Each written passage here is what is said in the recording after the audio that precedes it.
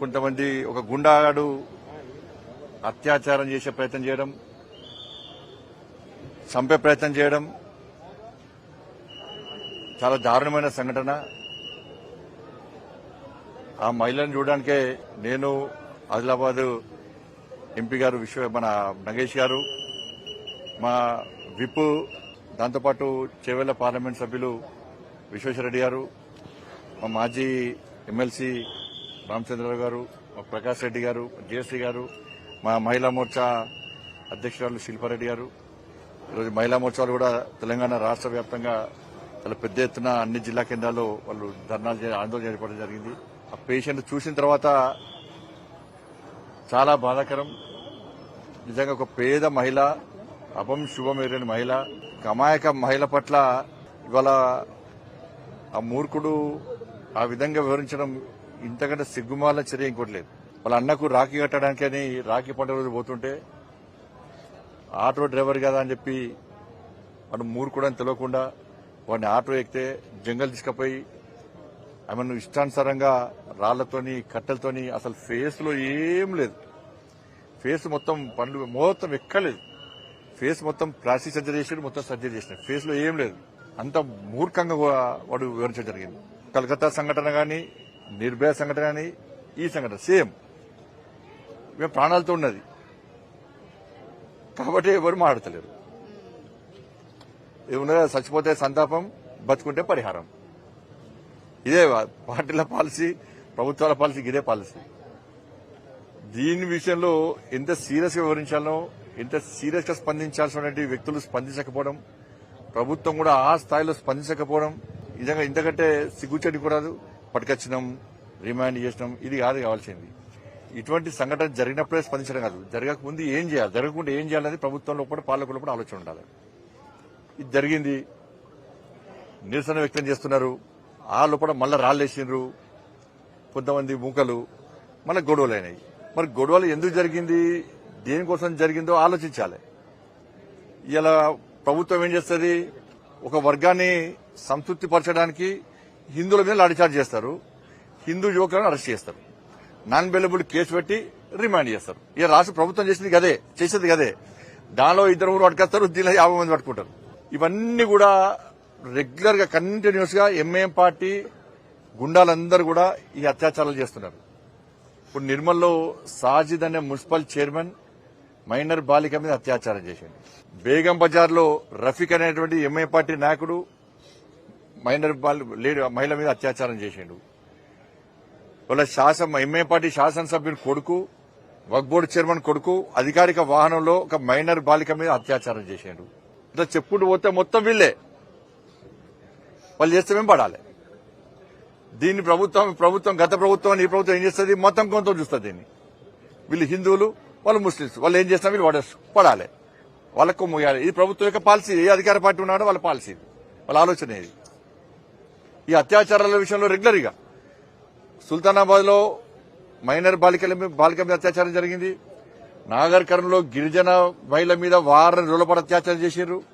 ఇదే నాగర్ కర్నూలులో 2 రైతు కూలీ మహిళల మీద షాపు యజమానులు కారులో అత్యాచారం చేశారు. ఇట్లా అనేక ప్రాంతాల్లో అత్యాచారాలు జరుగుతున్నాయి మహిళల మీద.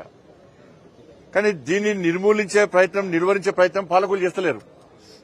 కఠినంగా వివరిస్తే వాళ్ళకి భయం అనేది చూపడితే అప్పుడు గుండాలకు, ఇటువంటి రౌడీలకు వాళ్ళు కంట్రోల్లో ఉంటారు. ఏదో సామరస్యంగా దీన్ని ఉంచాలి, దీన్ని బయట తీసుకురావద్దు, దీన్ని క్లోజ్ చేయాలని చెప్పి ఆలోచన ఉంటే దీన్ని కాపాడలేరు, ప్రజలను కాపాడే పరిస్థితి లేదు, ప్రజలను కాపాడలేరు, మహిళలను అసలు కాపాడలేరు. మహిళలను కూడా ఇది జరిగింది. ఇక్కడ ఎంఐఎం పార్టీ లీడర్ నాడు మహానాయకుడు ఆయన పాపం ఓవైసీ గారు, ఆయన మహిళ మీద అత్యాచారం జరిగింది, మహిళను హత్య చేసే ప్రయత్నం చేశారు, మహిళ బాగుందా బాగలేదా, బాగుండాలని కోరుకుంటాడేనే, జరిగిందో జరగలేదో అంటున్నారు. కాబట్టి ఆడ షాపులు దగ్ధమైనట, ఫర్నిచర్ దగ్ధమైనట పీకుడానికి. ఇక్కడ మహిళ మీద అత్యాచారం జరిగిన విషయం మాట్లాడతలేడేనే, షాపుల మీద దాడులు చేసిన కండిషన్ తీసుకోవాలన్నట. మరి హిందూ షాపుల మీద దాడులు జరిగినాయి, మరి దాని మీద మాట్లాడతలేవు. ఇప్పుడు మీ వక్ఫ్ బోర్డు చైర్మన్, మీ ఎమ్మెల్యే కొడుకు అత్యాచారం చేసిండు, ఎందుకు మాట్లాడలే? అక్కడ గిరిజన మహిళ మీద జరిగిన అత్యాచారం ఎందుకు మాట్లాడలే? నిర్మల్లో అత్యాచారం జరిగింది ఎందుకు మాట్లాడలే? బేగం బజార్ లో రఫీక్ అనే ఎంఏ పార్టీ నాయకుడు ఒక మహిళను అత్యాచారం చేసే ప్రయత్నం చేసిండు, దాని మీద ఎందుకు మాట్లాడలే? వీటిని ఎందుకు మాట్లాడలే? వీటిని ఎందుకు స్పందించాడు? మీకు కావాల్సిన ప్రాపర్టీస్ కావాలి. నీ ఏరియాలో ఉంటుంది హాస్పిటల్, గాంధీ హాస్పిటల్. ఇక్కడ హైదరాబాద్ లో ఒక పేషెంట్, ఒక మహిళ, ఆదివాసీ మహిళ, మీ వర్గానికి సంబంధించినటువంటి ఒక మూర్ఖుడు అత్యాచార యత్నం చేస్తే, హత్య చేసే ప్రయత్నం చేస్తే కనీసం ఇంగిత జ్ఞానం లేదు, నీకు మానవత్వం లేదు, వచ్చి చూసిపోదామని చెప్పి ఇంగిత జ్ఞానం అక్కర్లేదు నీకు. ఇవాళ నువ్వు ప్రాపర్టీస్ గురించి మాట్లాడతావు. నీ ప్రాపర్టీస్, మనుషుల ప్రాణాలు ముఖ్యం కాదు, మీ వాళ్ళ ప్రాపర్టీస్ ముఖ్యం. కానీ నేను మళ్ళా పోలీస్ అధికారులను కోరుతున్నా, మీరు ఒక వర్గాన్ని సంతృప్తి పరచడానికి హిందూ యువకుల మీద, ఆదివాసీ యువకుల మీద, ఈ ట్రైబల్ యూత్ మీద అక్రమ కేసులు పెట్టి ఇబ్బందులు పెట్టే ప్రయత్నం చేస్తే ఇవి గొడవలు ఆగేటువంటి పరిస్థితి ఉండదు. దీన్ని కంట్రోల్ చేయాల్సిన బాధ్యత పోలీస్ యంత్రాంగం ఉంది. అందరం సహకరించాల్సిందే, అందరం కలిసి కంట్రోల్ చేయాల్సిందే, గొడవలు జరగకుండా ఆపాల్సిందే. దానిలో ఏమనలేదు. పోలీస్ అధికారులు నిష్పక్షపాతంగా వ్యవహరించాలి అని డీజీపీ గారితో మాట్లాడడం జరిగింది. ఎవరు కంట్రోల్ తప్పినా కూడా వాళ్ళని కంట్రోల్ చేయాల్సిందే, గొడవలు నిర్మూలించాల్సిందే, దానిలో ఏమనలేదు. కానీ గొడవలను ఆపడం పేరుతోని ఒక వర్గానికి కొమ్ము కాసే ప్రయత్నం చేస్తే, ప్రభుత్వ ఒత్తిళ్లకు పాలకుల ఒత్తిడి తలగుతే ఇలా గొడవలు ఆగే పరిస్థితి ఉండదు. వర్గాన్ని కొమ్ము కాసే ప్రయత్నం చేయండి, నిష్పక్షపాతంగా వివరించండి. మీరు వాళ్ళను తృప్తిపరచడానికి ట్రైబల్ యూత్ను, ఆ ప్రజలను ఇబ్బంది పెట్టే ప్రయత్నం చేస్తే దానికి వేరే రకంగా మళ్ళీ వాళ్ళు ఆలోచిస్తారు. ఈ గొడవలు ఆగేటువంటి ప్రయత్నం జరగదు.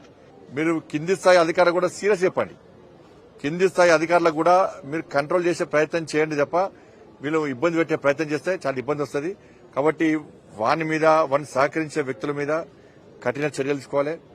ఎంఐఎం పార్టీ నాయకుడు ఇప్పటికైనా బుద్ధి మార్చుకోవాలి, మానవత్వంతో వ్యవహరించాలి, రాక్షసంగా వ్యవహరించద్దు. నీకు ఇంతవరకు మీ పార్టీ నాయకులు, మీ వాళ్ళు చేసినటువంటి అత్యాచారాల మీద మాట్లాడు. ఫస్ట్ వచ్చి ఒక్కసారి వచ్చి ఆ మహిళను చూసిపో. నీకు మానవత్వం ఉంటే నీకు టీవీలు, సోఫాలు, కార్లు, ఇండ్లు ముఖ్యం, మనుషుల ప్రాణాలు ముఖ్యం కాదు. రాక్షసులు కదా మీరు. మీ పార్టీ అటువంటి పార్టీ మీది. కాబట్టి ఇటువంటి ప్రయత్నాలు మంచి కాదు. కాబట్టి దీని మీద ప్రభుత్వం సీరియస్ వహించాలి. ఏ పార్టీ స్పందించదు. అక్కడక్కడ ఎవరొకరు చిన్న చిన్నగా స్పందిస్తారు, స్పందించాలని స్పందిస్తారు. 7 ప్రజా సంఘాలు, 7 మేధావులందరూ కూడా, 7 పార్టీలు. మంచి పద్ధతి కాదు. దీని మానవత్వం చూడాలి, మతం కొంత చూడదని చెప్పి విజ్ఞప్తి చేస్తాను. అంటే మతం కోణంలో మీరు రాజకీయ లబ్ధి పొందాలనేది చూస్తున్నారు. సీదా కాదు దానిపైన ఇక వాళ్ళ విజ్ఞత వదిలేస్తాం. ఆమెను మేము కొట్టామా, కొట్టిపించినామా? మీ ప్రభుత్వమే కాపాడండి. ఈ ప్రభుత్వం సీరియస్ తీసుకుంటే ఇవాళ ఎందుకైతే జరుగుతాయి ఇవి? మేము మతం గురించి చూస్తామా? నేను హోమ్ మినిస్టర్గా చూడడానికి వచ్చినా. మరి మీరు వాళ్ళు దేనికోసం వచ్చారు? ఏం చేయడానికి వచ్చారు వాళ్ళు? ఎందుకు కంట్రోల్ చేయలేకపోతున్నారు?